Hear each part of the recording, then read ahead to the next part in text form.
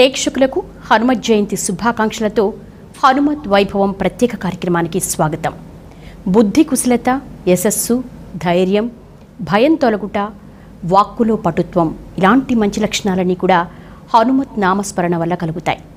మరి ఈ హనుమత్ జయంతి సందర్భంగా హనుమంతుల్లో ఉన్నటువంటి విశేషమైనటువంటి లక్షణాలు, ముఖ్యంగా హనుమత్ జయంతిని ఎప్పుడు జరుపుకోవాలి, హనుమత్ చాలీసా ఎప్పుడు పుట్టింది, ఎలా పారాయణం చేయాలి, ఇలాంటి అంశాలన్నింటినీ కూడా మనకు తెలియజేసేందుకు మనతో పాటు ఉన్నారు ప్రముఖ ఆధ్యాత్మిక వర్యులు బ్రహ్మశ్రీ డాక్టర్ అన్నదానం చిదంబర శాస్త్రి గారు.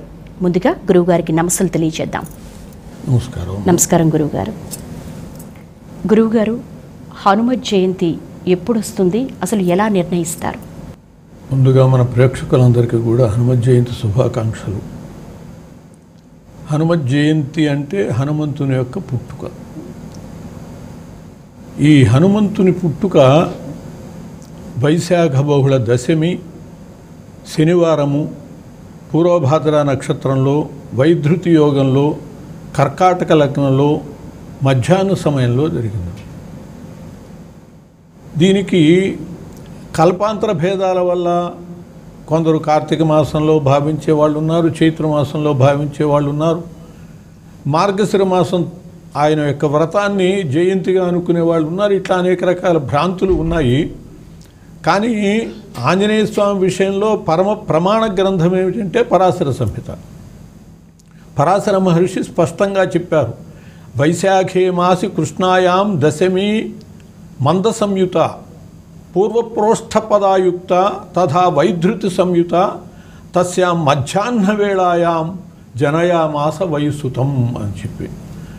కాబట్టి ఇంతకు మించినటువంటి ప్రమాణం మనకి మరొకటి లేదు. వైశాఖ బహుళ దశమి అంటే సహజంగా మే నెలలో వస్తూ ఉంటుంది. కొందరు చైత్ర పౌర్ణమిని అంటే ఏప్రిల్లోనే హనుమత్ జయంతి అని చెప్పి చేస్తూ ఉండటం ఉన్నది. ఒకప్పుడు చాలా ఎక్కువ మంది అలా చేసేవాళ్ళు, ముఖ్యంగా మన తెలంగాణ ప్రాంతంలో, ఉత్తరాదిన కొన్ని చోట్ల. ఇప్పుడిప్పుడు పూర్తిగా తెలిసి వైశాఖ మాసంలోనే అందరూ ఆచరిస్తున్నారు. అసలు హనుమంతుడికి సంబంధించినటువంటి పర్వదినాలలో చైత్ర పౌర్ణమి నాడు వచ్చేది హనుమద్ విజయోత్సవము అని అంటారు. రావణవధ అయ్యాక అయోధ్యలో చైత్ర శుద్ధ సప్తమి నాడు రామ పట్టాభిషేకం జరిగింది. ఆ తర్వాత వారం రోజులు అందరూ ఉన్నారు. పౌర్ణమి నాడు విభీషణుడు, సుగ్రీవుడు మొదలైన వాళ్ళందరూ కూడా వీడ్కోలు స్వీకరిస్తున్నారు, వెళ్ళిపోవటానికి సిద్ధమవుతూ ఉంటే అప్పుడు శ్రీరామచంద్రుడు తనకు సహకరించిన వాళ్ళందరినీ సన్మానం చేసి ఆ సందర్భంలో హనుమంతుని యొక్క విజయ విశేషాలన్నింటినీ కూడా చాలా ప్రస్తుతిస్తాడు. ఇంకా విశేషంగా ఒక గొప్ప ఆభరణం తీసి అది సీతాదేవికి ఇచ్చి, సీత, అందరిలోకి నీకు ఎవరు ఇష్టడో అతనికి ఈ అపూర్వమైనటువంటి అనర్ఘమైనటువంటి ఆభరణాన్ని ఇవ్వవలసింది అని అంటే సీతాదేవి హనుమంతుడిని పిలిచి హనుమంతుడికి ఇస్తుంది.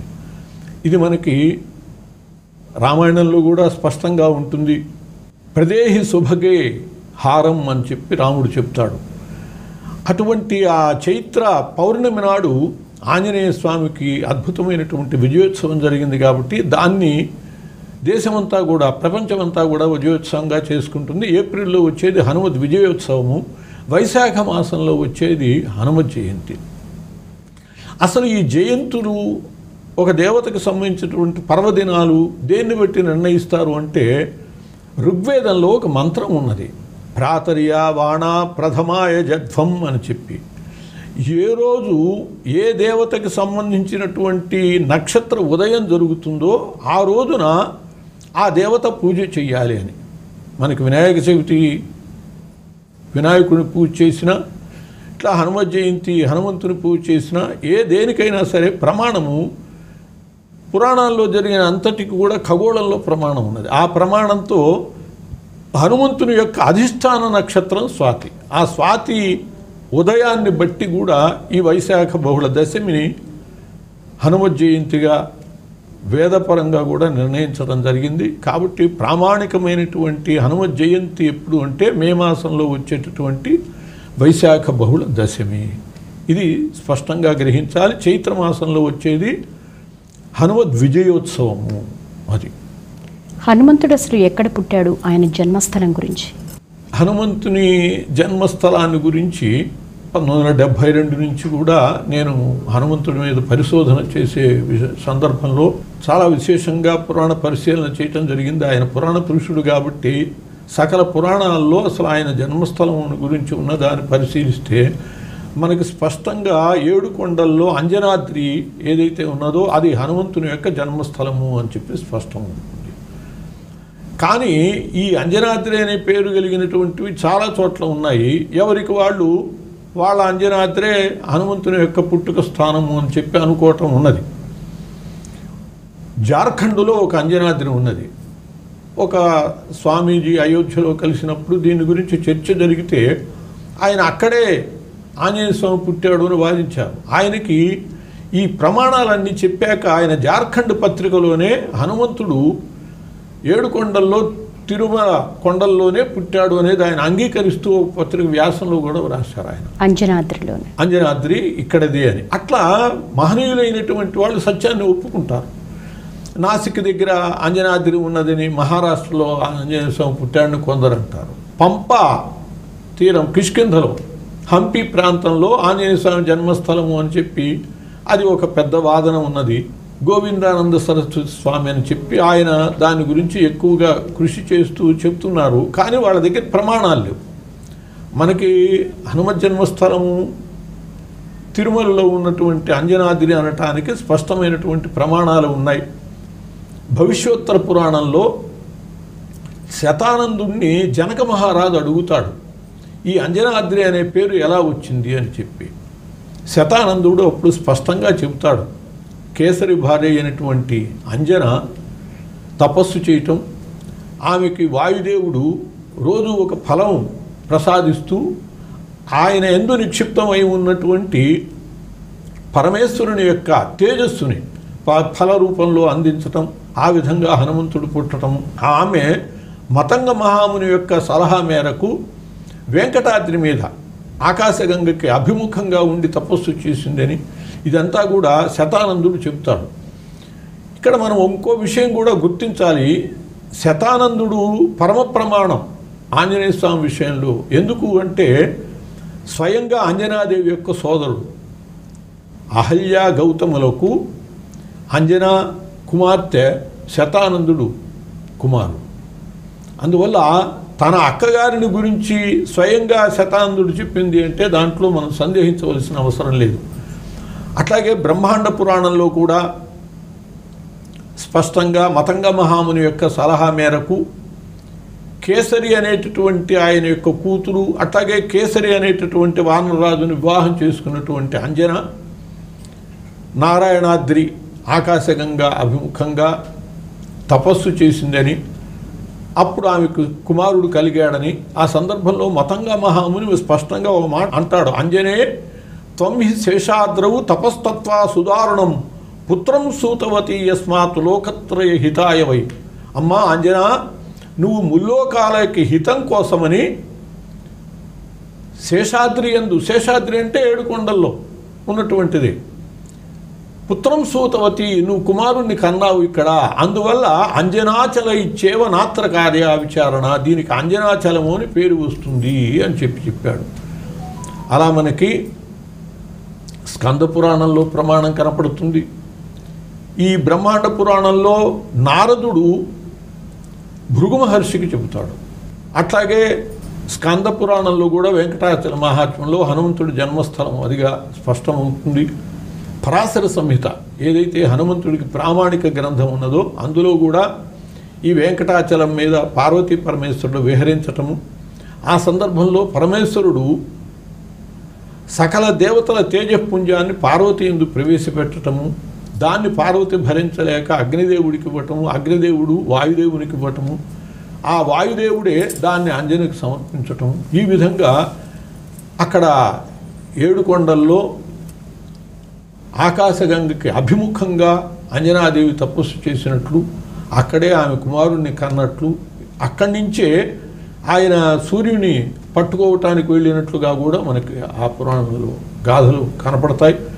అందువల్ల అనేక పురాణ ప్రమాణాల వల్ల ఆంజనేయ స్వామి యొక్క జన్మస్థలం రామాయణంలో కూడా మనకు కొన్ని ఉదాహరణలు కనపడతాయి.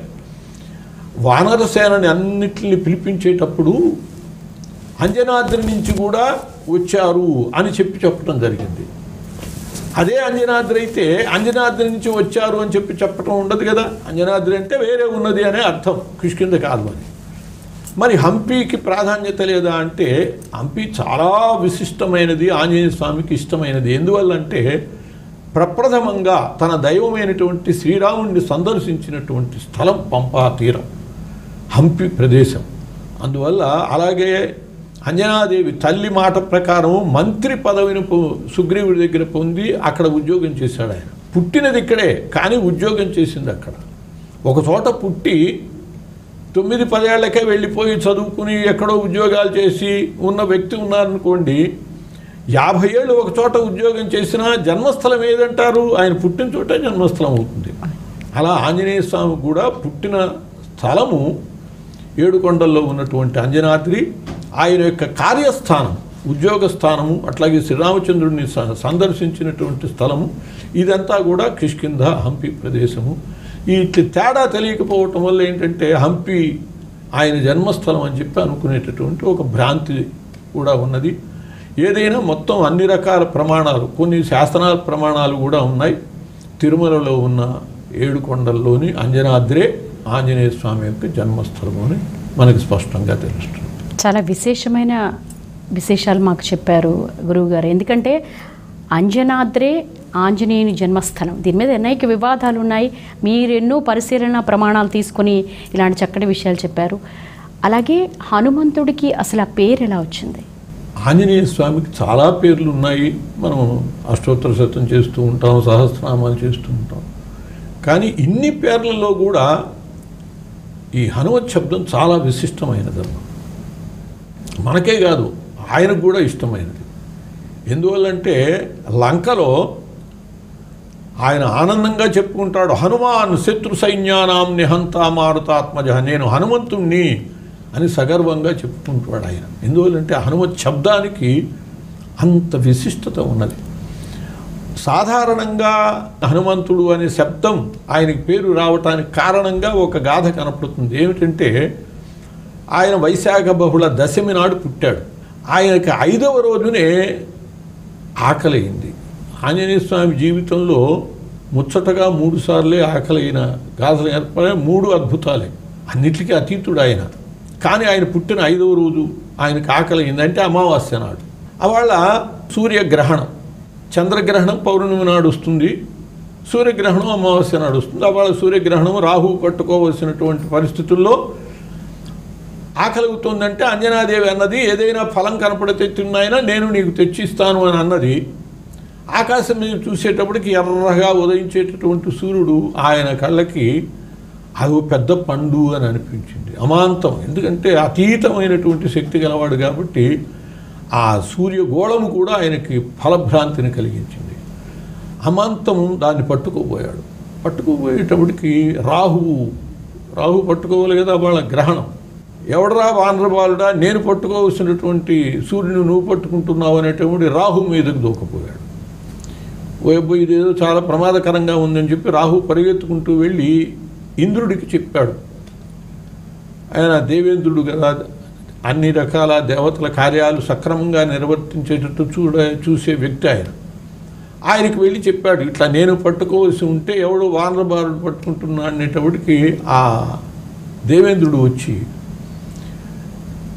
తన చేతిలో ఉన్నటువంటి వజ్రాయుధాన్ని వదిలిపెట్టాడు ఆంజనేయుడి మీదకి. ఎవర్రా నువ్వు, వానరబాలుడా, సూర్యుని కబళించబోతున్నామని. హనుమంతుడు దాన్ని ఏమాత్రం లెక్క చేయాల, ఆయన తోక వెంట్రుకతో నెట్టేసేశాడు వజ్రాయుధాన్ని కూడా. ఎందుకంటే ఆయన పుట్టుకతోనే అంత అసాధారణమైన శక్తి. అప్పుడు బ్రహ్మదేవుడు వచ్చి, సత్క్రియ నత్ప్రవర్తంతే త్యజ సూర్యం, ఆంజనేయ ఇవాళ గ్రహణ సమయంలో అనేక రకాల సత్క్రియలు, గ్రహణ స్నానాలు, గ్రహణ జపాలు, గ్రహణ దానాలు ఇవన్నీ ఉంటాయి కదా. మహర్షులందరూ దానికి సిద్ధమై ఉంటే, ఈ రకంగా జరిగితే ఇది ప్రకృతికే చాలా భంగకరమైనది కాబట్టి సూర్యుని వదిలిపెట్టమని చెప్పి బ్రహ్మదేవుడు చెప్పేటప్పటికి అప్పుడు సూర్యుని కబళించకుండా వదిలే పరిస్థితుల్లో ఏమరపాటుగా ఉన్న దశలో మళ్ళీ వజ్రాయుధాన్ని ప్రయోగించాడు దేవేంద్రుడు. అది ఆయన యొక్క దవడకి తగిలింది.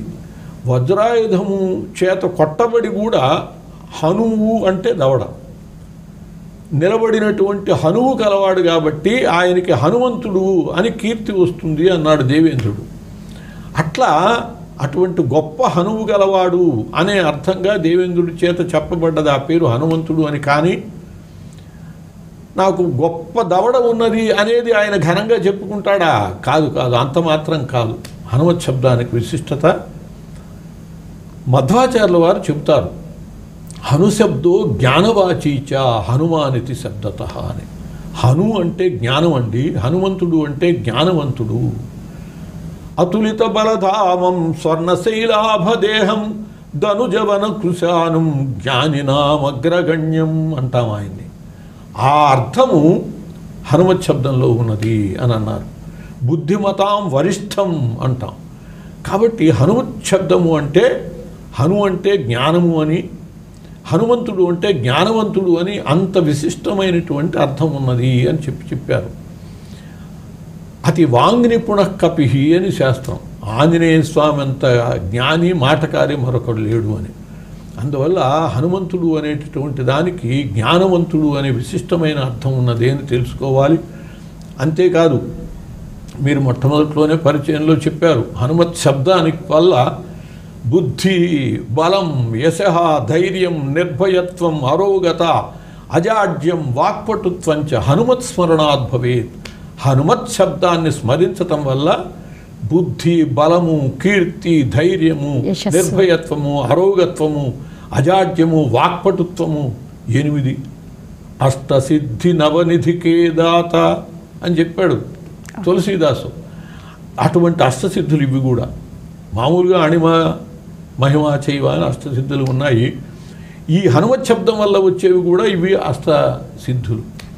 అందువల్ల ఈ హనుమత్ శబ్దం అనేటటువంటిది ఏదో దవడ గట్టిగా ఉన్నవాడు అని మాత్రమే కాదు, చాలా విశిష్టమైనటువంటి శబ్దము. ఇంకో పరమార్థం ఉన్నది దీంట్లో. ఏమిటంటే ప్రతి దేవతకి కూడా ప్రణవంతో సంబంధం ఉంటుంది. అమ్మవారిని కూడా ఓంకార పంజర సుఖీం అంటాం.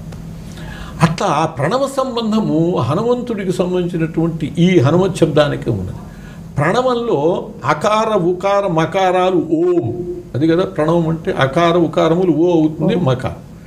హనుమ అనే దాంట్లో ఆ 2 అచ్చులు ఈ హల్లు, 2 అచ్చులు హల్లు కలిసి ఓం. హాలో ఆ ఉన్నది, నూలో ఊ ఉన్నది, మాలో మా ఉన్నది. ఆ ఊ మా ఓం. అట్లా ఆ ప్రణవము ఈ హనుమత్ శబ్దంలోనే. అందువల్ల హనుమత్ శబ్దం అంత విశిష్టమైనటువంటి. కార్యసిద్ధి ప్రదాతగా హనుమంతుడిని కొలుస్తూ ఉంటారు. ముఖ్యంగా ఆకు పూజ చేస్తూ ఉంటారు తమలపాకులతో. ఎందుకంటారు? కార్యసిద్ధి ప్రదాత అనేది ఒక భక్తుడు ఎవరో చెప్పటం కాదమ్మా, స్వయంగా ఆంజనేయ స్వామి చెప్పుకున్నాడు. అంత ప్రమాణ వాక్యం ఉన్నది. ఏమిటంటే వేదవాక్కు. రామరహస్యోపనిషత్తు అనే ఉపనిషత్తు ఉన్నది. ఆ రామరహస్యోపనిషత్తులో ఆంజనేయ స్వామి ఒక మాట అంటాడు. ఐహికేషు చ కార్యేషు మహాపత్సు చ సర్వదా నైవయోజ్యో రామమంత్ర కేవలం మోక్షదాయక ఐహికే సమనుప్రాప్తే మాం స్మరే రామసేవకం అన్నాడు ఆయన. అంటే ఏమిటంటే ఐహికేషు చ కార్యేషు, ఓ భక్తులారా, మీకు ఇహంలో ఏవైనా కార్యాలు ఉంటే, పనులు జరగవలసిన ఉంటే, కార్యసిద్ధి జరగవలసింది ఉంటే, అట్లాగే మహాపత్సుచ ఏవైనా ఆపదలు కష్టాలు వస్తే ఆ పరిస్థితుల్లో నైవయోజ్యో రామమంత్ర, రామమంత్రాన్ని వినియోగించుకోకండి. నా స్వామి రామమంత్రాన్ని అలాంటి చిల్లర కోరికల కోసం వాడకండి. ఎందువల్ల అంటే కేవలం మోక్షదాయక. రామమంత్రము మోక్షాన్ని ఇచ్చేటటువంటిది. తారక మంత్రం అంటాం రామమంత్రాన్ని. తారక మంత్రం అంటే తరింపజేసేది. అటువంటి మోక్షదాయకమైన మంత్రాన్ని ఇలాంటి చిన్న చిన్న కోరికల కోసం వినియోగించుకోకండి అన్నాడు ఆంజనేయ స్వామి. ఉల్లిపాయలు కావాలిస్తే కొట్టుకెళ్ళి మంగళసూత్రాలు వేసి ఎత్తుకెత్తి ఉల్లిపాయలు తెచ్చుకుంటారా? వాని విలువేమిటి, దీని విలువేమిటి? అట్లాంటిది రామమంత్రం. మరి మాకు చాలా కష్టాలు వస్తాయి, ఇవి పోవాలి, చాలా ఇష్టాలు ఉంటాయి, ఇవి కావాలి అంటారేమో. ఐహికే సమృప్రాప్తే మాంస్మరేత్ రామసేవకం. మీకు ఏదైనా ఇహంలో కావలసిన ఉంటే నన్ను అడగండి, నేను ఇస్తాను. ఏవైనా కష్టాలు ఉంటే నాతో చెప్పుకోండి, నేను తీరుస్తాను అని స్వయంగా ఆయన చెప్పాడు. కాబట్టి ఒక ఉపనిషత్తు వేదవాక్కులో ఆంజనేయ స్వామి తానే చెప్పాడు అంటే ఆయన కార్యసిద్ధిని చేకూరుస్తాడు అనేటటువంటి దాంట్లో ఇక సందేహమే లేదు. అంతటి వేదవాక్కు అన్నమాట. అందువల్ల ఆంజనేయ స్వామి సమస్తము ఇస్తాడు, మోక్షం కూడా ఇస్తాడు ఆయన. అది కూడా నేనే ఇస్తానంటే తన రాముడికి తక్కువ చేసినట్లు కదా. అందువల్ల చెప్పలేదు తప్పితే మనకి మోక్షం కూడా ఆయన ఇస్తాడు అనటానికి తులసీదాసు ప్రమాణం. తులసీదాసుకి రామ దర్శనం చేయించి మోక్షం కలిగించేది ఆంజనేయుడే చేయిస్తాడు. గురువుగారు మీరు అన్నారు స్వయంగా హనుమంతుడే చెప్పాడు కష్టాలు ఉన్నప్పుడు నన్ను కొలవమని. మరి అలాంటి కష్టాలు ఇబ్బందులు ఎదుర్కొనే వాళ్ళు ఏ విధంగా హనుమత్ ఆరాధన చేయాలి? మనం ఏదైనా ఒక కోరిక తీరేటటువంటి దాని విషయంలో ఇప్పుడు కలెక్టర్ గారు ఉద్యోగాలు ఇస్తారన్నారు, నిజమే ఇస్తారు. అయినా సమయం సందర్భం చూసి అడగాలి, పద్ధతిగా అడగాలి. అంతేగాని ఏదో పెద్ద ఉప్పెన వచ్చింది, గందరగోళంగా ఉన్నది, ఆ సమయంలో వెళ్ళి కలెక్టర్ గారు నాకు ఉద్యోగం ఇవ్వండి అంటే ఏం చేస్తాడు? కాబట్టి సందర్భాలు ఉంటాయి ఏదైనా కోరికలు తీర్చుకోవడానికి. ఇందాక మీరు అడిగారు తమలపాకులు సేవ చేస్తారని. అవన్నీ కూడా ఆయన యొక్క అనుగ్రహాన్ని పొందటానికి కొన్ని విధానాలు ఉన్నాయి. ఆ విధానాల్లో కనుక ఆయన్ని కోరుకుంటే ఆయన తప్పకుండా కార్యములన్నీ కూడా సిద్ధింపచేస్తాడు. వాటిలో ఈ తమలపాకుల సేవ కూడా ఒకటి. ఎందువల్లంటే తమలపాకులు అంటే ఆయనకి చాలా ఇష్టమైనటువంటివి. ఎందుకయ్యా ఈ ఇష్టములు అని అంటే సీతాదేవిని ఆయన చూడటం కోసమని లంకకి వెళ్ళాడు. లంకకి వెళ్తే వానరులందరూ కూడా ఒంటికాల మీద నిలబడ్డారు. ఆంజనేయ నువ్వు వచ్చేదాకా మేము ఒంటికాల మీద ఉంటాము, నిరాహారంగా ఉంటాము అని. ఎందుకు చేశారు ఈ పని అంటే హనుమంతుడి మీద ఒత్తిడి తేవటం అన్నమాట. ఊరే మా వాళ్ళందరూ ఇట్లా అల్లాడిపోతారు, నేను తొందరగా పని చేసుకురాకపోతే అని ఆయన మీద ఒత్తిడి పెంచడం. అట్లాగే ఆయన చాలా పట్టుదలగా వెళ్ళి 90 ఘడియల్లో మొత్తం కార్యక్రమం మొత్తం సుందరకాండ మొత్తం కూడా 1.5 రోజుల్లోనే జరిగింది, 90 ఘడియల్లోనే జరిగింది. ఆయన వచ్చాడు. రాగానే వానరులందరూ కూడా వస్తూనే ఆయన దృష్టా సీత అంటూ వచ్చాడు. ఆయన వాంగ్ నైపుణ్యం గలవాడు. ఎందుకంటే ప్రాణాలు బిగపట్టుకుని ఉన్నారు వీళ్ళు. ఇలాంటి వానరులకి ఎలా చెప్పాలి? నేను అని మొదలుపెట్టానుకో సీతను చూశానంటాడు, చూడలేదంటాడు, ఇంకా టెన్షన్ వీళ్ళకి. సీతని ఇంకా ఆకాంక్ష ఉంటుంది, ఏం చేశాడు? అందువల్ల మంచి వాంగ్ నైపుణ్యం గలవాడు కాబట్టి దృష్టా సీత అంటూ దిగట్ట ఆయన. దృష్ట అంటే చూశాను, సీతాదేవి చూడబడ్డది అని. ఇక సందేహం ఏముంది? ఏం చెప్పినా తర్వాత సంగతి, ముందు అసలు చూశాను అన్నాడు. ఆ మాట వినేటప్పటికి వానరుల యొక్క ఆనందానికి అంతు లేదు. ఎంత సంతోషించారుట అంటే సుందరకాండలో చెప్తారు వాల్మీకి మహర్షి. అటువంటి సీతాదేవి చూసి వచ్చినటువంటి ఆంజనేయుడిని ఒక్క మాట తాకి ఆనందిద్దామని ఒక వానరుడు అలా తాకాడు. సీతాదేవిని చూసిన ఆంజనేయుడు అంటే ఆయనలో అంత గొప్ప. అట్లాగే ఆ పరిసరాల్లో ఉండేటటువంటి పత్రాలన్నీ తీసుకొచ్చి మేలేసి ఆయన మెళ్ళో వేసి ఆయనకి సన్మానం చేయాలి, మరి ఇంత ఘనకార్యం చేసిన వాడికి అని చెప్పి వాళ్ళు అట్లా పక్కన ఉన్నటువంటి తీగలన్నీ ఆయన మెళ్ళో వేశారు. అంత గొప్ప భావన. ఆ తీగలన్నీ ఏమిటి? తమలపాకుల తీగలు. అవి అట్లా ఆయనకు అంత ఆనందాన్ని కలిగించాయి కాబట్టి అప్పటి నుంచి కూడా ఆయన మెళ్ళో తమలపాకులు దండలు వేయటం, ఆయనకు తమలపాకులతో అర్చనలు చేయటం, అట్లా తమలపాకులు అంటే ఆయనకు చాలా ఇష్టమైనటువంటి ద్రవ్యాలయ్యాయి. అలా తమలపాకులతో అర్చన చేయటం, ఆయన నుంచి మనం కార్యసిద్ధిని పొందాలంటే మార్గాలు. అట్లాగే ఆయనకి హనుమాన్ చాలీసా, సుందరకాండ, వాల్మీకి 7 కాండలు రాశాడు రామాయణం. 7 కాండల్లో 6 కాండలు ఒక ఎత్తు, సుందరకాండ ఒక్కటి ఒక ఎత్తు. అంత గొప్ప శక్తి కలది. సుందరే కిమ్న సుందరం, సుందరకాండలో అసలు సుందరం కానిదేమున్నది అని అన్నారు. అటువంటి సుందరకాండ పారాయణ వల్ల కాని పని లేదు. రోగాలు పోతాయి, సంతానం కలుగుతుంది, ఉద్యోగాలు వస్తాయి, ప్రమోషన్లు వస్తాయి. ఇవన్నీ అనుభవాలతో కూడినటువంటివి. వివాహాలు, ఆడపిల్లలు పెళ్ళిళ్ళు జరిగిన ఉన్నాయి. ఇట్లా సుందరకాండ వల్ల సమస్తములైనటువంటి కార్యములు సిద్ధించేటటువంటి విధానం ఉన్నది. దాని పారాయణ పద్ధతులు తెలుసుకుని చేయాలి. వాల్మీకి మహర్షి అంత గొప్ప వరం ఇచ్చాడు. ఆయనే తులసీదాసుగా పుట్టాడు. వాల్మీకి తులసీదాస కలవు దేవి భవిష్యతి అని శివుడు చెబుతాడు పార్వతితో. వాల్మీకి అవతరించాడు తులసీదాసుగా. అందరూ కూడా సుందరకాండని పారాయణ చేసి ఆయన యొక్క కార్యసిద్ధిని పొందలేరు అని ఉద్దేశంతో సామాన్యులకు కూడా అందుబాటులో ఉండేటట్లుగా హనుమాన్ చాలీసా రాశాడు తులసీదాసు. హనుమాన్ చాలీసా పారాయణ వల్ల కూడా అద్భుతమైనటువంటి కోరికలు తీర్చుకునేటటువంటిది. అట్లాగే ఆంజనేయ స్వామికి ప్రదక్షిణాలు ఇష్టం. ఒక్కొక్క దేవతకు ఒక్కొక్కటి ఇష్టమైన ఉంటాయి. గురువుగారు మీరు చెప్పినట్టుగానే ఒక్కొక్క దేవతకు ఒక్కొక్క వారాన్ని ఉంది ఆరాధనకు. అలాగే ఆంజనేయ స్వామికి మంగళవారం, శనివారం ఆరాధించాలి, అలాగే వడమాల సమర్పించాలంటారు. ఏంటి దీనికి ఉన్న విశిష్టత? కార్యసిద్ధి కోసమని ఆయనకి చేయవలసినటువంటి పనులలో ఇవి కూడా మనం స్వీకరించవచ్చు. ఆయనకి మంగళవారం ఇష్టం. ఒక్క విషయం ముఖ్యంగా హనుమద్భక్తులు గుర్తించవలసింది ఏమిటంటే, ఆయనకి మంగళవారం ఎందుకు ఇష్టమో అర్థం చేసుకుని అందుకే ఆ మంగళవారాన్ని వినియోగించుకోవాలి. కొందరు పాప అమాయకంగా ఆంజనేయ స్వామి భక్తులు ఆంజనేయ స్వామికి మంగళవారం ఇష్టం కాబట్టి అది జయవారం అని చెప్పి అన్ని పనులు మంగళవారం చేయటానికి ప్రయత్నం చేస్తారు. అసలు మంగళవారం దేనికి పనికిరాదు. మంగళం అది అమంగళం. అమంగళవారాన్ని అమంగళవారం అనలేక మంగళవారం అంటున్నాం.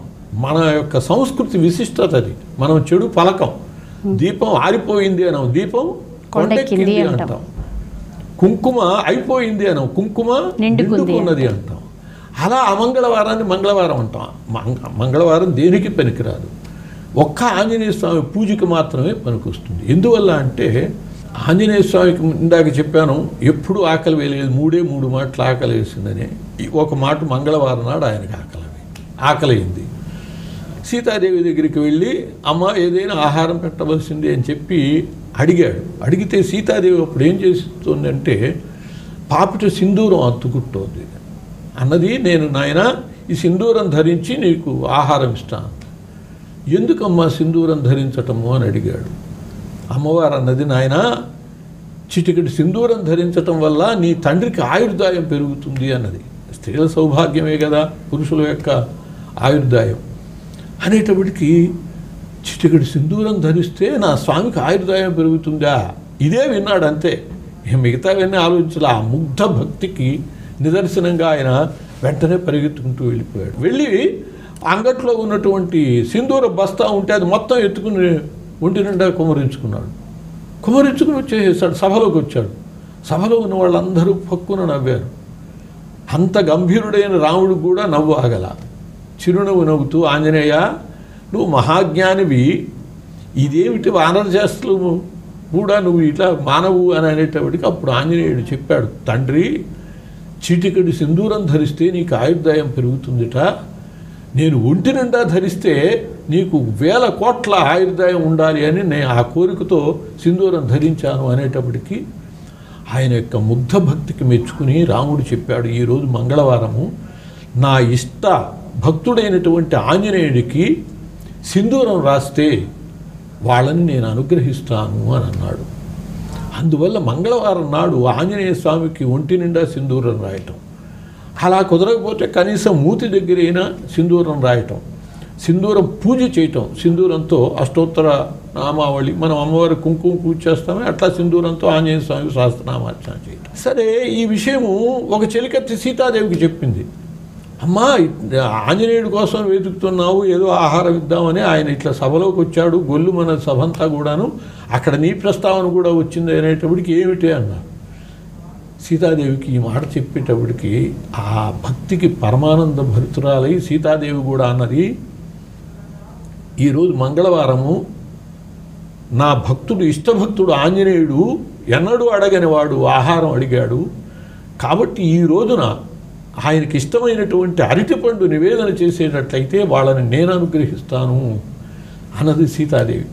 కాబట్టి ఈ మంగళవారం నాడు ఆంజనేయ స్వామికి ఒంటి నిండా సింధూరం రాయటము, లేదు సింధూర పూజ చేయటము, అరటిపండు నివేదన చేయటము, వీటి ద్వారా హనుమద్ అనుగ్రహాన్ని పొందుతాం, రామానుగ్రహాన్ని పొందుతాం, సీతానుగ్రహాన్ని కూడా పొందుతాం. అది మంగళవారం యొక్క విశిష్టత. అంతవరకే మంగళవారాన్ని మనం పరిమితంగా తీసుకోవాలి. అలాగే శనివారం కూడా ఆంజనేయ స్వామికి చాలా ఇష్టం. ఏకభుక్తం చేసేవాళ్ళు కూడా ఆంజనేయ స్వామి కోసం శనివారం చేస్తూ ఉంటారు. ఎందువల్లంటే ఆంజనేయ స్వామి శనివారం నాడు పుట్టాడు. మందవాసరే అని చెప్పి వైశాఖే మాస కృష్ణాయాం దశమ్యాం మందవాసరే. మందవాసరం అంటే శనివారం నాడు పుట్టాడు కాబట్టి ఆయన పుట్టినటువంటి వారమైన శనివారం ఆయనకి ఇష్టప్రదమైనది. అంతేకాదు ఆయన శనిపీడ నివారకుడు కూడా. శనికి ఎవరినైనా పట్టగలను అని గర్వం ఉండేది. అటువంటి శని యొక్క గర్వాన్ని అణిచాడు హనుమంతుడు. శని గర్వభంగం చేసి తన భక్తుల జోలికి రావద్దు అని చెప్పి శనిని ఆజ్ఞాపించినటువంటి వాడు హనుమంతుడు. అందువల్ల శనివారం నాడు కూడా చాలా ఆంజనేయ స్వామికి ఇష్టం. అందువల్ల ఆయన యొక్క కార్యసిద్ధి కోసమని సేవలు చేయదలుచుకున్న వాళ్ళు మంగళవారం నాడు, శనివారం నాడు ఆయన్ని సేవిస్తూ ఉండటం, తమలపాకులు సేవ చేయటము. అట్లాగే ఆయనకి అప్పాలు చాలా ఇష్టం. భక్ష్యాలు తినటానికి అపూపములు అంటారు. అట్లాంటి అప్పాలు నివేదన చేయటము. వడమాల ఆయనకి మిగతా వాళ్ళందరికంటే విశేషంగా ఆయన మెళ్ళు వడమాల, గారెల మాల వేస్తారు. వడలు అంటే మినుములతో చేసేటటువంటివి. మనకి ప్రమాదకరమైనటువంటి గ్రహాలు శనిగ్రహం ఒకటి, రాహుగ్రహం ఒకటి. ఈ రాహు నుంచి మనం రక్షణ కోరేటటువంటి వాళ్ళు, రాహు వల్ల ఇబ్బంది పడేవాళ్ళు ఆ వడమాల కనుక వేసే వడలు రాహుకి సంబంధించినటువంటి మినుములతో చేస్తారు. దానిలో పరమార్థం అదన్నమాట. రాహుబాధ నుంచి బయటపడటానికి అవి దోహదపడతాయి. ఇట్లా మనం కష్టాలు పొందటానికి కారణాలు రాహువు, శని, కుజుడు వీళ్ళు అవుతూ ఉంటారు. వీళ్ళ బాధల నుంచి మనం రక్షణ పొందేటటువంటి అవకాశము. ఆయనకి ప్రదక్షిణాలు చేయటం, సూర్యుడికి నమస్కారాలు ఇష్టం, గణపతికి గుంజళ్ళు ఇష్టం, ఆంజనేయ స్వామి ప్రదక్షిణాలు ఇష్టం. అందువల్ల ఆయనకి ప్రదక్షిణాలు చేస్తే సమస్తములైనటువంటి కోరికలు నెరవేరుతాయి. ఈ విధంగా ఆయన్ని సేవించడం ద్వారా మనం కార్యసిద్ధుల్ని సర్వ విధములో కూడా పొందవచ్చు. హనుమంతుడికి అరటిపళ్ళు అంటే ఇష్టమా? అరటిపండు చాలా ఇష్టం అమ్మ. ఎందువల్లంటే కదలీవన మధ్యస్థ అని అరటికి సంబంధించినటువంటి సమస్తము ఆంజనేయ స్వామికి ఇష్టమే. హనుమంతుని యొక్క పర్వదినాల్లో మనం చైత్రమాసంలో చెప్పుకున్నాం హనుమద్ జైత్రయాత్ర విజయోత్సవం అని. వైశాఖ మాసంలో చెప్పుకున్నాం హనుమంతుని యొక్క జయంతి అని. మూడవది మార్గశిర మాసంలో హనుమద్వ్రతం వస్తుంది. ఈ హనుమద్వ్రతము కదలీవనంలో చేస్తే చాలా ఇష్టం ఆయనకి. ఎందువల్ల అరటి ఇష్టం అంటే రంభావన విహారాయ గంధమాదనవాసినే అని ఆంజనేయ స్వామి నిత్య నివాసం ఎప్పుడు ఎక్కడుంటాడు అంటే గంధమాదన పర్వతం మీద అరటి తోటల్లో ఉంటాడు. అరటి తోట ఆయన నిత్య నివాసం కాబట్టి అది చాలా ఇష్టం. అరటికి సంబంధించిన సమస్తం ఇష్టమే. మనము హనుమాన్ చాలీసా పారాయణ మామూలుగా విడిగా ఎక్కడో కూర్చుని ఒక మాట చేసిన దానికి అరటి తోటలో కూర్చుని చేస్తే 100 సార్లు చేసిన ఫలితం వస్తుంది. ఆంజనేయ స్వామి పూజ అరటి తోటలో చేస్తే అనేక విధాల పూజించిన ఫలితం వస్తుంది. ఏది చేసినా కూడా అరటి తోటలో చేస్తే ఆయనకి. అట్లాగే అరటి పూలతో పూజ, అరటి పండ్లతో పూజ. అరటి పండ్లు నివేదన చేయటమే కాదు, అరటి పళ్ళతోనే పూజ చేయటం. ఆంజనేయ ఓం ఆంజనేయాయ నమః, ఓం మహావీరాయ నమః, ఓం హనుమతే నమః అంటూ ఆంజనేయ స్వామికి అరటి పళ్ళతో, అరటి కదలీ ఫలార్చన లక్షార్చన చేసిన వాళ్ళు కూడా ఉన్నారు. 1,00,000 అరటి పళ్ళతో ఆంజనేయ స్వామికి ఎంత ఆనందిస్తాడో. అరటి పళ్ళు అంత ఇష్టం ఆయనకి. అందువల్ల ఆయనకి అరటిపండు నివేదన చేయటం. అరటిపళ్ళు కూడా పంచసంఖ్య ఇష్టం. ఆంజనేయ స్వామికి ఇష్టమైన పద్ధతుల్లో ఏదైనా సరే 5 సంఖ్యలో సమర్పిస్తే ఆయన చాలా తృప్తి పడతాడు. అరటిపళ్ళు కొన్న అరటిని పెట్టడం కంటే ఒక పండు ఎవరికైనా ఇచ్చి 5 పళ్ళు ఆయనకి నివేదన చేస్తే ఆయన ఎక్కువ తృప్తి పడతాడు. అట్లా కదలీవనంలో చేసిన పూజ, కదలీవనంలో చేసే సమస్తములైనటువంటి పారాయణలు విశేష ఫలితాన్ని ఇస్తాయి. అలాగే కదలీ ఫల అర్చన, కదలీ ఫల నివేదన కూడా ఆయనకి చాలా ఇష్టమైంది. అరటి సమస్తము ఇష్టమే. అందువల్లనే చాలా గొప్ప ఆంజనేయ స్వామి దేవాలయం కావాలి అనుకునే వాళ్ళు అరటి తోట వేస్తారు ఆంజనేయ స్వామి ఆలయం చుట్టూత. అరటి తోటలో ఉండేటటువంటి ఆంజనేయ స్వామి అంటే చాలా శక్తివంతుడు అన్నమాట. అటువంటి ఆంజనేయ స్వామి ప్రదక్షిణాలు చేస్తే చాలా విశేషం. అందువల్ల ముఖ్యంగా ఆంజనేయ స్వామి దేవాలయాలు నిర్వహించే వాళ్ళు ఆయన దేవాలయం చుట్టూతో అరటి తోట వేస్తే చాలా మంచిది. హనుమత్ చాలీసా ఎప్పుడు ఉద్భవించింది, ఎలా పారాయణం చేయాలంటారు? హనుమాన్ చాలీసా వాల్మీకి తులసీదాస్గా పుట్టాడమ్మా. తులసీదాసు చాలా గొప్ప శక్తి కలిగినటువంటి వాడు. అనేక రకాల ప్రాణాలు పోయిన వాళ్ళకు కూడా ప్రాణాలు తెప్పించినటువంటి సంఘటనలు ఉన్నాయి. ఆయన అటువంటి ఆయనకి సంబంధించినటువంటి చర్య, ఆయనకి ఒక భైరవనాథుడు ప్రయోగం చేశాడు. ఆ ప్రయోగం వల్ల ఆయన బాహువులు చాలా తీవ్రమైన వేదన చెందితే హనుమాన్ బాహుక్ అని చెప్పి ఒక గ్రంథం రాశాడు ఆయన. ఆ హనుమాన్ బాహుకు పారాయణ చేస్తే చాలామంది శారీరక కష్టాలు పోతున్నాయి, వాళ్ళ బాధలు పోతున్నాయి. తులసీదాసు అంతటి మహిమాన్వితమైనటువంటి రచయిత. అటువంటి ఆయన యొక్క విశిష్టతను తెలుసుకుని ఢిల్లీ పాదుషా ఆయన పిలిపించాడు. పిలిపించి నీ శక్తులను ప్రదర్శించమన్నాడు. నేను భగవంతుని కోసమని ధ్యానిస్తూ ఉంటాను తప్పితే శక్తి ప్రదర్శనలు చేసేవాడిని కాదు అని చెప్పి ఆయన దాన్ని తిరస్కరించాడని ఆయన కోపం వచ్చి ఆయన చెరసాలలో పెట్టాడు సంకెళ్ళు వేసి. అక్కడ ఉండి ఆయన హనుమంతుడిని స్తుతించాడు.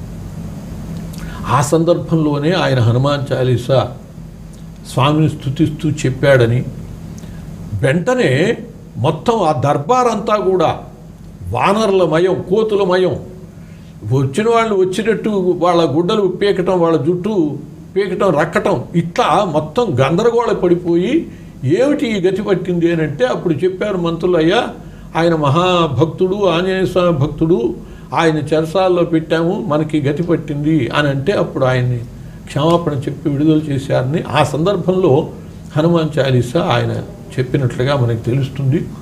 ముఖ్యంగా సుందరకాండలో ఎంత శక్తి ఉన్నదో చిన్న హనుమాన్ చాలీసాలో లేకపోతే ఆయన రాసినవి చాలా ఉన్నాయి సాహిత్యం. హనుమాన్ చాలీసాకు ఉన్నంత ప్రచారము ఇంకా దేనికి లేదు. ఎందువల్లంటే హనుమాన్ చాలీసా దేనికైనా ఒక శక్తి దేనివల్ల వస్తుంది అంటే ఆ తపస్సుని ధారపోయటం వల్ల వస్తుంది. వాల్మీకి మహర్షి అలా తపస్సుని ధారపోశాడు సుందరకాండలో. ఆ విధంగా తన తపస్సుని ఆవేదనతో చాలీసాలో తులసీదాసు ధారపోశాడు కాబట్టి దానిలో అంతటి శక్తి వచ్చింది. కాబట్టి హనుమాన్ చాలీసా పారాయణ చేస్తే సుందరకాండ పారాయణ చేసినంత ఫలితాలన్నీ కూడా వస్తాయి. రోగాలు పోగొట్టుకున్న వాళ్ళు ఉన్నారు, ఉద్యోగాలు సంపాదించుకున్న వాళ్ళు ఉన్నారు. పారాయణలో కూడా కొన్ని పద్ధతులు ఉన్నాయి.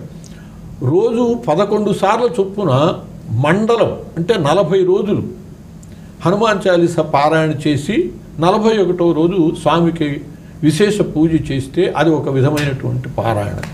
దానివల్ల కోరికలు నెరవేరుతాయి. అలాగే ఏకాసనం మీద ఉండి లేవకండగా 108 సార్లు కనుక పారాయణ చేస్తే తప్పకుండా కార్యసిద్ధి జరుగుతుంది. ఇది చాలామందికి అనుభవంలో ఉన్నటువంటి విషయం. స్వయంగా చెప్పారు కూడా. ఆడపిల్లలు మేము ఇలా చేసామండి, 40 రోజులు 108 సార్లు చొప్పున ఏకాసనం మీద చేశాము, మాకు ఒక మంచి వరుణ్ణి ప్రసాదించాడు ఆయన అని చెప్పిన ఆడపిల్లలు ఉన్నారు. ఉద్యోగాలు వచ్చిన వాళ్ళు ఉన్నారు, రోగాలు పోగొట్టుకున్న వాళ్ళు ఉన్నారు. చాలీసా మొత్తము కూడా కాదు, దేనికి దానికి కూడా 40 దోహాలు కదా, ప్రతి దోహాకి కూడా చాలా అద్భుతమైనటువంటి శక్తి ఉన్నది.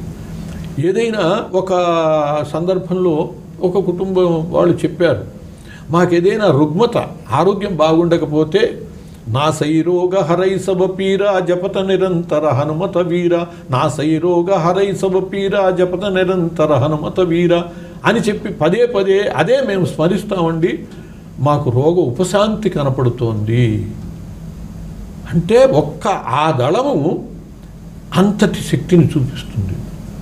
అలాగే ఏదైనా భూత ప్రేతాది బాధలు ఉన్నవాళ్ళు భూత పిశాచ నికట నిహావై మహావీర జబనామ సునావై, భూత పిశాచ నికట నిహావై మహావీర జబనామ సునావై మొత్తం చాలీసా చదవక్కర్లా, అంత మాత్రం చేసినా కూడా అట్లాగే ఆయుర్దాయంతో ఇబ్బంది ఉన్నటువంటి వాడు యుగ సహస్రయోజన పరభాను లీల్యోతాహి మధుర ఫలజాను అని చేసి ఫలితం పొందిన వాళ్ళు ఉన్నారు.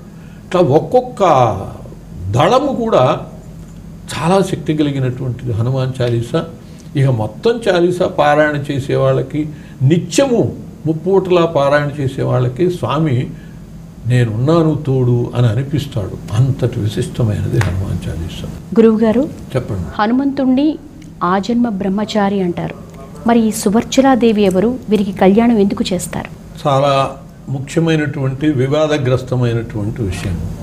హనుమంతునికి ఆయన బ్రహ్మచర్య నిష్ఠ గరిష్ఠుడు, దాంట్లో ఏమాత్రం సందేహం లేదు. ఆయన సువర్చలాపతి కూడా.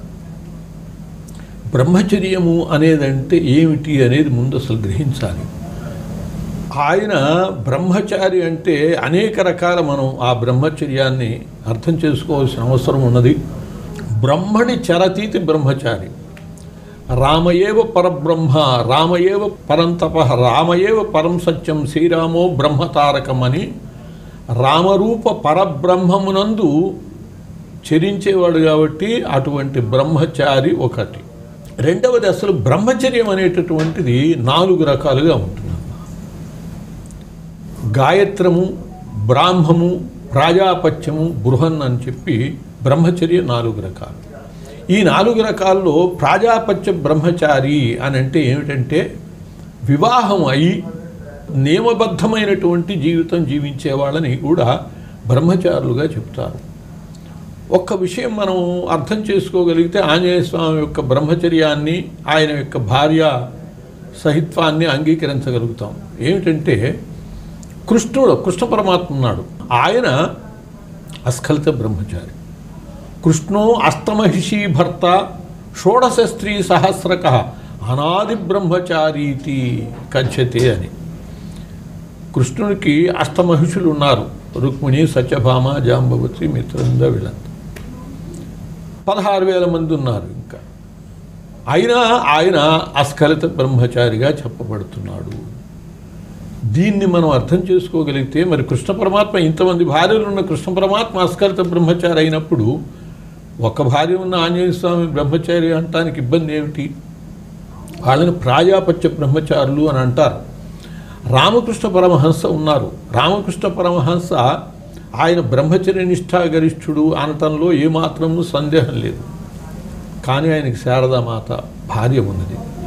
అందువల్ల భార్య ఉండటానికి బ్రహ్మచర్య నిష్ఠకి ఏమి ప్రతిబంధకం కాదు, ఒకదానికి వ్యతిరేకం కాదు. ఇంకో చిన్న విషయము, మహర్షులైనటువంటి వాళ్ళే ఆయన పూజా విధానంలో చెబుతూ ఆగచ్చ హనుమద్దేవ ఆత్వం సువర్చలయా సహా పూజా సమాప్తి పర్యంతం భవ సన్నిహితో ముదా అని చెప్పారు మహర్షులు.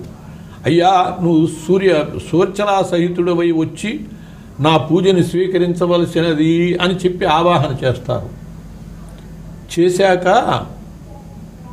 పీత కౌసేయ కౌపీనం ధార్యంచ బ్రహ్మచారిభి అర్పయామి మహాబాహో అని చెప్పి, అయ్యా బ్రహ్మచారులకు సమర్పించేటటువంటి కౌపీనము కూడా ఇదిగో నీకు సమర్పిస్తున్నాను అని అంటారు.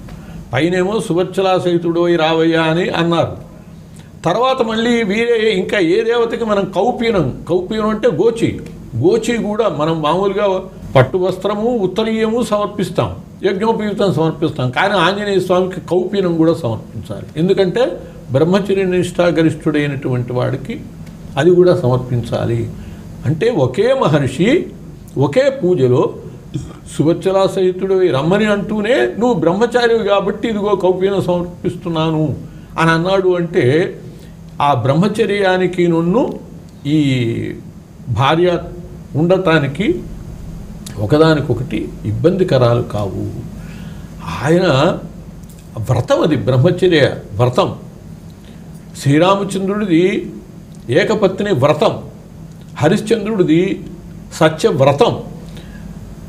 మరి రాముడిది ఏకపత్ని వ్రతం అంటే సత్యం పలకడనే, సత్యం వ్రతం ఆయనది కాదనే కాదు, ఒక్కొక్కరిది ఒక్కొక్క ప్రత్యేక వ్రతం ఉంటుంది. అట్లా హనుమంతుడిది బ్రహ్మచర్య వ్రతం. అసలు ఆయనకి వివాహం జరగటానికి కారణం ఏమిటంటే తల్లి యొక్క ఆజ్ఞ ప్రకారము సూర్యభగవానుడి దగ్గరికి విద్యలు నేర్చుకోవటానికి వెళ్ళాడు.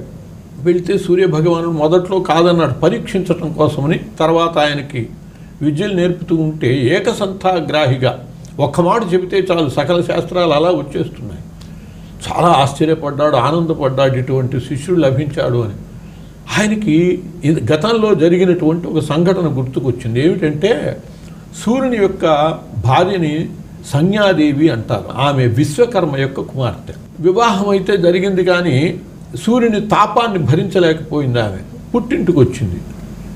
పుట్టింటికి వస్తే తల్లిదండ్రులు ఆలోచించి, అమ్మ ఏదైనా సరే పతిగృహే భవ దాస్యమపి క్షమం తవ దాస్యమపి క్షమం, భర్త ఇంట్లో నువ్వు బతకడం మేలు, కానీ పుట్టింటికి రావటం ఇది నీకు మంచిది కాదు, నాకు మంచిది కాదు అనేటప్పటికీ ఆమె వెళ్ళిపోయి ఆ సూర్యభగవాని దగ్గర ఉండలేక తన యొక్క ఛాయను సృష్టించి తాను తపస్సుకు వెళ్ళిపోయింది.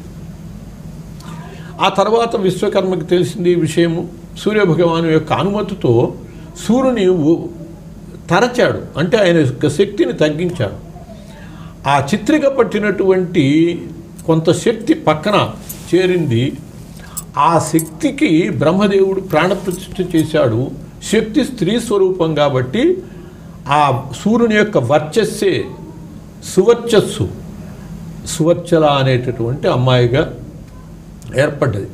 దేవతలందరూ అడిగారు, అపురూప సౌందర్యవతిగా ఉన్నటువంటి ఈమె ఎవరికి భార్య అవుతుంది అని అడిగితే అప్పుడు బ్రహ్మదేవుడు చెప్పాడు, ఎవరైతే సూర్యుడిని ఫలభ్రాంతితో పట్టుకోవటానికి ఎగురుతాడో ఆయనకి ఈమె భార్య అవుతుంది అని. అది గుర్తుకొస్తుంది సూర్యుడికి. గుర్తుకొచ్చి అప్పుడు హనుమంతుణ్ణి కోరుతాడు తన కుమార్తె అయినటువంటి సువర్చలని వివాహం చేసుకోమని. గురుదేవా, నేను బ్రహ్మచర్య నిష్ఠతోనే ఉండదలుచుకున్నాను, నేను వివాహాన్ని కోరటం లేదు అంటే, నీ బ్రహ్మచర్య నిష్ఠకి భంగము కాని రీతిగానే నా కుమార్తెని వివాహం చేసుకోవాల్సిందే అని చెప్పి సూర్యుడు చెప్పటము. అట్లా ఆయన అంగీకరించి ఆ సూర్యసుత అయినటువంటి సువర్చలను వివాహం చేసుకోవటం జరిగింది. ఇక్కడ ఒక విశేషం కూడా మనం తెలుసుకోవాలి. దేవతల యొక్క భార్యలు అనేటటువంటి రహస్యాన్ని మనం తెలుసుకోకపోతే చాలా అపార్థాలు చేసుకుంటాం. ఒక ఆంజనేయ స్వామి విషయంలోనే కాదు. ఎందువల్లంటే గంగాదేవి ఉన్నది. గంగాదేవి శివుడి భార్య అని అంటాం, సముద్రుడి భార్య అని కూడా అంటాం. అదేమిటి ఈయన భార్య ఆయన భార్య ఎట్లా అవుతుంది? ఇవన్నీ కూడా హేతువాదులకి, విమర్శించే వాళ్ళకి ఇవి తార్కాణాలు అవుతూ ఉంటాయి. అందువల్ల ఇక్కడ ఒక చిన్న రహస్యాన్ని మనం తెలుసుకుంటే అప్పుడు ఆంజనేయ స్వామి కాపురం తెలుస్తుంది, దేవతల యొక్క కాపురాలు తెలుస్తాయి. దేవతల యొక్క భార్యలు అంటే వాళ్ళ శక్తులే. బ్రహ్మదేవుని యొక్క భార్య సరస్వతి అంటున్నాం. బ్రహ్మదేవుని యొక్క శక్తే, అంటే బ్రహ్మదేవుని శక్తి ఏమిటి? వేదం.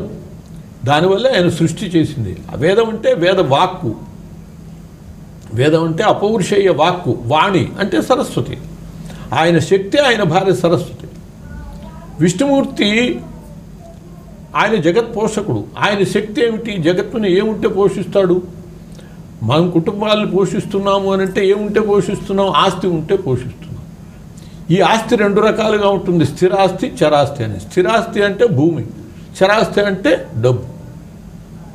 విష్ణుమూర్తి పోషకుడు, జగత్ పోషకుడైన విష్ణుమూర్తి యొక్క శక్తులు స్థిరాస్తి అంటే భూదేవి, చరాస్తి అంటే డబ్బు లక్ష్మీదేవి. వాళ్ళే ఆయన శక్తులు, అదే ఆయన భార్యలు. అట్లా పరమశివునికి కూడా లయకారుడు. లయ చేసేవాడికి శక్తి కావాలి, ఆదిశక్తి, పరాశక్తి, ఆయన భార్య.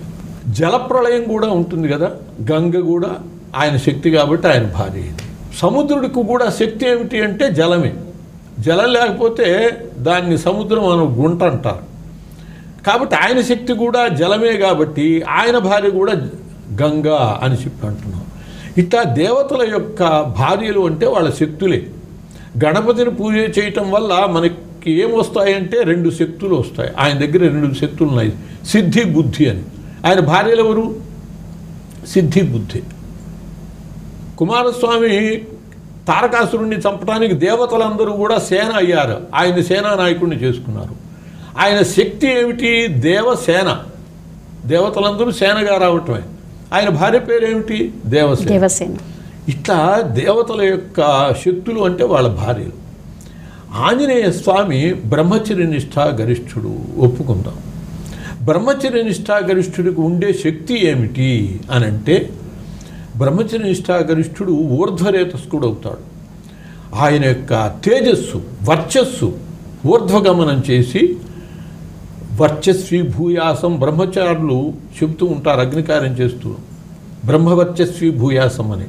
బ్రహ్మచర్య నిష్ఠాగరిష్ఠులకు ఉండే శక్తి ఏమిటంటే వర్చస్సు, సువర్చస్సు, అదే సువర్చనం. కాబట్టి బ్రహ్మచర్య నిష్ఠాగరిష్ఠుడు కాబట్టే ఆయన భార్య సువర్చల అయింది. సువర్చలాపతి షష్ఠ అని చెప్పి ఆంజనేయ స్వామికి 9 అవతారాలు ఉన్నాయి. ఈ 9 అవతారాల్లో 6వ అవతారం సువర్చల ఆంజనేయ స్వామి. అంత పెద్ద శక్తిమాన్ ఆంజనేయునికి ఒంటె వాహనంగా ఎలా వచ్చింది? శివాలయాల్లో శివుడికి ముందు ఏ విధంగా అయితే నందిని పెడతారో అట్లా ఆంజనేయ స్వామికి ఎదురుగా ఒంటెని పెట్టాలి. ప్రతి దేవాలయంలో కూడా కొన్ని తెలిసినటువంటి దేవాలయాల్లో పెడుతూ ఉంటారు ఆంజనేయ స్వామి ముందు ఒంటెని. ఎందుకు ఆ ఒంటె వాహనంగా ఏర్పడ్డది అంటే, ఆంజనేయ స్వామి విష్ణుమూర్తిను పరమశివుడు వాదులాడుకుని పందాలు వేసుకోవటం వల్ల శివుడు విష్ణుమూర్తికి సేవ చేయవలసినటువంటి అవసరం వచ్చింది. అలా ఆంజనేయుడుగా శివుడు ఆ రామసేవ, విష్ణు సేవ చేయాలి కదా శివుడు విష్ణు సేవ చేయాలి కాబట్టి దాన్ని విష్ణువు రాముడుగా వచ్చినప్పుడు శివుడు ఆంజనేయుడిగా ఏర్పడి ఆ సేవను పూర్తి చేసుకున్నాడు. అట్లా ఆయన సేవకుడుగా వచ్చే సందర్భంలో పార్వతీదేవి అన్నది, నాథ, మీరు అర్ధనారీసులుగా నన్ను ఎప్పుడూ వదిలిపెట్టకుండా ఉంటారు, అర్ధనారీసులుగా, మరి వేరే అవతారాల్లో కూడా నేను మీ వెంట ఉండాలి అని నా కోరిక అని అంటే, అలాగే అని చెప్పి అంగీకరించాడు. ఆంజనేయ స్వామి యొక్క శక్తి దేనిలో ఉంటుంది అంటే తోకలో ఉంటుంది. ఆ తోక పార్వతీ స్వరూపమే. అందువలనే ఆంజనేయ స్వామికి తోకకి బొట్టు, లాంగూల పూజ చేస్తారు. తోకకి బొట్లు పెడుతూ ఒక ప్రత్యేకమైన పూజా విధానం ఉన్నది. కార్యసిద్ధికి అది కూడా ఒకటి దోహదకారి. ఆ బొట్టు పెట్టడం ఎవరికంటే పార్వతీదేవికి పెట్టినట్టే ఆయన తోక. ఆ సందర్భంలో నందీశ్వరుడు ఇది విని వాళ్ళ సంభాషణ, మహానుభావ, నా సేవ కూడా అలా అవతారాంతరాల్లో స్వీకరించండి అని ప్రార్థించాడు. సరే అని అంగీకరించాడు. ఆ నందీశ్వరుడే ఉష్ట్రంగా ఏర్పడ్డాడు. ఆంజనేయ స్వామి పంపా తీర విహారి, నిత్యము కూడా ఆ శ్రీరామచంద్రుడిని దర్శించినటువంటి పంపా హంపి ప్రదేశంలో ప్రతిరోజు పంపా తీరంలో సంచరిస్తాడు ఆయన, మనకు కనపడ్డు కానీ. అట్లాగే రామసేతువుకి రోజు ప్రదక్షిణ చేస్తాడు ఆయన. ఈ రామసేతు ప్రదేశము, ఈ పంపా ప్రదేశం ఇదంతా కూడా ఇసుక తిన్నెలు. ఇసుక తిన్నెలలో అనుకూలమైనటువంటిది ఏమిటంటే ఎడారి వాహనం ఒంటె. అందువల్ల నందీశ్వరుడు ఆయనకు అనుకూలంగా ఒంటె రూపాన్ని పొందితే దాన్ని ఆయన వాహనంగా స్వీకరించాడు. అలా ఆంజనేయ స్వామికి వాహనం ఒంటెయింది. ప్రతి దేవతకి కూడా వాహనం ఏదవుతుందో ధ్వజం అదవుతుంది. వాళ్ళ కింద వాహనంగా ఉంటుంది, వాళ్ళ పైన ధ్వజంగా ఉంటుంది. గరుడ వాహనుడు విష్ణువు గరుడ ధ్వజుడు కూడా కదా.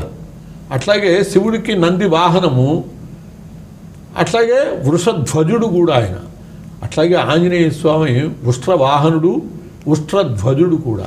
అందువల్ల కొందరు ధ్వజస్థానంలో ఉష్ట్రాన్ని ఒంటెని ఉంచేవాళ్ళు ఉంటారు, కొందరు శివుడికి ఎదురుగా నందిలాగా ఉష్ట్రాన్ని పెట్టే పరిస్థితి ఉంటుంది. ఆ విధంగా ఒంటె ఆయనకి వాహనం ఇష్టమైనటువంటిది. గురువుగారు, చెప్పు. ఇప్పటికీ హనుమంతుణ్ణి చిరంజీవిగా శ్లాఘిస్తారు. అసలు ఆయన ఎక్కడున్నారు? మనకి 7 చిరంజీవులు, మార్కండేయుడితో 8వ వాడు. అశ్వత్థామ బలిర్వ్యాసో హనుమాంశ్చ విభీషణ కృప పరశురామశ్చ సప్తైతే చిరంజీవిన అని చెప్పి హనుమంతుడు చిరంజీవి. బ్రహ్మదేవుడే చెప్పాడు, ఆయనకి చిరంజీవిత్వం ఇచ్చాడు. ఆ ఇంద్రుడు వజ్రాయుధంతో కొట్టినటువంటి సందర్భంలో ఆయన ఇప్పటికి కూడా ఉన్నాడు. అన్ని యుగాల్లో చరిత్ర ఉన్నది ఆయనకి. అందువల్ల చిరంజీవి కాబట్టే మామూలుగా అసలు త్రేతాయుగంలో రాముడితో పాటు ఉన్నాడు. అయినా ఆయన చిరంజీవి కాబట్టి ద్వాపర యుగంలో కూడా అర్జును యొక్క ధ్వజం మీద ఉంటాడు ఆంజనేయ స్వామి. కురుక్షేత్ర విజయానికి కారకుడయ్యాడు. భీమ గర్వభంగం చేశాడు, సత్యభామ గర్వభంగం చేశాడు, గరుడ గర్వభంగం చేశాడు. ఇవంతా కూడా మనకి ద్వాపరయుగ చరిత్రలుగా కనపడతాయి. కలియుగంలో కూడా అనేక మంది భక్తులను అనుగ్రహించాడు. అట్లా చిరంజీవిగా అన్ని యుగాల్లో ఆయన చరిత్ర మనకు కనపడుతుంది. ముఖ్యంగా ఆయన గంధమాదన పర్వతం మీద అరటి తోటల్లో నివసిస్తూ ఉంటాడు. అలా నివసిస్తూ ఉన్నటువంటి సంఘటనలకు కూడా చరిత్రలకి మనకి కొన్ని ఉదాహరణలు కనపడతాయి. రంభావన విహారాయ గంధమాదన వాసిని అని చెప్పి అందువల్ల ఆయన చెప్తారు. కాబట్టి ఆయనకి ద్వాపర యుగంలో భీమసేనుడికి కూడా అరటి తోటలోనే గంధమాదన పర్వతం మీదే దర్శనమిచ్చాడు. అందువల్ల భక్తులైనటువంటి వాళ్ళు గంధమాదన పర్వతం వెళితే అక్కడ వాళ్ళకి దర్శనం కూడా లభించవచ్చు. అది ఆయన స్థావరము. చిరంజీవిగా ఆయన ఇప్పటికి కూడా ఆయన భక్తులను అనుగ్రహిస్తూ ఉన్నాడు. అలాగే హనుమను భవిష్యత్ బ్రహ్మగా అభివర్ణించారు. ఎందుకంటారు? భవిష్యత్ బ్రహ్మణే నమః అని చెప్పి. ఈ బ్రహ్మలు అది ఒక పోస్ట్, అంతేగాని ఒకే వ్యక్తి ఎప్పుడు ఉండడు. ఒక స్థానం అన్నమాట, బ్రహ్మస్థానం. ఒక్కొక్క కాలంలో ఒక్కొక్కళ్ళు ఆ స్థానాన్ని అధిస్తూ ఉంటారు. అట్లాగే ఇంద్రుడు కూడా ఒక పదవి. ఒక్కొక్కప్పుడు నహుషుడు కొంతకాలం ఇంద్ర పదవిని అనుభవించాడు. అట్లాగా బ్రహ్మ కూడా ఇప్పుడు పద్మోద్భవ బ్రహ్మ అంటారు ఇప్పుడు ఉన్నటువంటి బ్రహ్మని. ఈ తరువాత కాలంలో ఆయన బ్రహ్మ అవుతాడు. సువర్చలాదేవే వాణి స్థానంలో ఉంటుంది. అందువల్ల ఆయన నామాల్లో కూడా మనం భవిష్యత్ బ్రహ్మణే నమః అని చెప్పుకుంటూ ఉంటాం. ఆంజనేయ స్వామి అవతారాలలో ఆద్య ప్రసన్న హనుమాన్, ద్వితీయో వీరమారుతి, తృతీయో వింశతి భుజ అని చెప్పి ఆయన 3వ అవతారము 20 చేతుల ఆంజనేయ స్వామి. ఈ 20 చేతుల ఆంజనేయ స్వామి చరిత్ర ఏమిటంటే భవిష్యత్ బ్రహ్మ చరిత్రే. దీనికి సంబంధించినటువంటి చాలా చరిత్ర కూడా ఉన్నది. అటువంటి ఆ బ్రహ్మదేవుడు ఆంజనేయ స్వామి కాబోతున్నాడు. కాబట్టి ఇప్పటి నుంచి ఆయన యొక్క అనుగ్రహాన్ని, మరి ఎవరన్నా మంత్రి కాబోతున్నాడు అంటే అబ్బో మంత్రి అయితే మనకి చాలా లాభాలు ఉంటాయని చెప్పి ఆయన సేవిస్తూ ఉంటారు. అట్లా హనుమంతుడిని కనుక బాగా సేవిస్తే ఆయన బ్రహ్మ అయినప్పుడు అనేక రకాల ఆయన అనుగ్రహాన్ని పొందొచ్చు. చివరిగా గురువు గారు హనుమత్ జయంతిని ఎలా నిర్వహించుకోవాలి మా ప్రేక్షకుల కోసం? అదే హనుమత్ జయంతి వైశాఖ బహుళ దశమి. ఈ హనుమత్ జయంతి రోజున ఆయనకి నిద్రలేస్తూనే చక్కగా ఆంజనేయ స్వామికి కూడా ప్రాతస్మరణ, అట్లాగే అమల కనకవర్ణం అంటూ సుప్రభాతం ఉన్నది. చక్కగా సుప్రభాతంతో ఆంజనేయ స్వామిని మేలుకొలపటము, అక్కడి నుంచి ఆయనకి అభిషేకం చేయటం. అభిషేకాల్లో కూడా ఆంజనేయ స్వామికి మన్యు సూక్త అభిషేకం చాలా ఇష్టం. ఆ మన్యు సూక్తంతో అభిషేకం, పంచామృతాలతో అభిషేకం చేయటం. అట్లాగే ఆయనకి ఇష్టమైనటువంటి పుష్పాలతో మందార పారిజాతాది పుష్పాంజలి మేము ప్రభు అని చెప్పి ఆయనకి ఇష్టమైనటువంటి మందారాలు, పారిజాతాలు అలాంటి పుష్పములతో, బిల్వదళాలు, తులసి దళాలు, తమలపాకులు ఇటువంటి దళాలతో అట్లా ఇష్టమైనటువంటి ద్రవ్యాలతో పూజ చేయటం. 5 రకాల పిండి వంటలు, 5 రకాల ఫలాలు, ఎందుకంటే పంచసంఖ్య ఇష్టం కాబట్టి అట్లా ఆయనకి కావలసినవన్నీ కూడా నివేదన చేసి ఆయన పూజా విధానం ఉన్నది ప్రత్యేకంగా. ఆ పూజా విధానంతో చక్కగా పూజ చేయటము. అలాగే ఆయన ఆ రోజున విశేష సేవలు, మనం మామూలుగా ఉత్సవాలు చేసుకుంటూ ఉంటాం కదా, అట్లా జయంతి నాడు ఆయన కోసమని హరికథలు కానీ, పురాణ శ్రవణాలు కానీ, పరాశర సంహిత పారాయణలు కానీ, సుందరకాండ పారాయణలు కానీ ఇటువంటివి చేయటము. ఇవన్నీ కూడా హనుమత్ జయంతి నాడు చేస్తే పర్వదినాల్లో చేసినప్పుడు వాళ్ళ యొక్క అనుగ్రహాన్ని విశేషంగా పొందే అవకాశం ఉంటుంది. కాబట్టి అలా ఈ అవకాశాన్ని సద్వినియోగం చేసుకుని హనుమత్ జయంతి నాడు హనుమంతుని యొక్క అనుగ్రహానికి పాత్రులై అందరూ కూడా యోగక్షేమాలతో వర్ధిల్లాలి అని చెప్పి ఆకాంక్షిద్దాం. స్వస్తి. ధన్యవాదాలు గురువు గారు. హనుమత్ జయంతి రోజున అనేక హనుమంతునికి సంబంధించిన గొప్ప లక్షణాలను, హనుమంతుని యొక్క జన్మస్థల వివరాలను, అలాగే పూజా విధానాన్ని మాకు, మా ప్రేక్షకులకు చక్కగా వివరించినందుకు మరొకసారి మీకు ధన్యవాదాలు తెలియజేస్తున్నా. చూసారుగా హనుమత్ జయంతి సందర్భంగా హనుమంతుల్లో ఉన్నటువంటి గొప్ప లక్షణాలు, అలాగే హనుమ ఆరాధన వల్ల కలిగేటువంటి ప్రయోజనాలను మనం చక్కగా ఈ కార్యక్రమం ద్వారా తెలుసుకున్నాం కదా. మరి ఆ స్వామిని సేవించి వారి కృపకు పాత్రులు కావాలని కోరుకుంటూ నమస్కారం.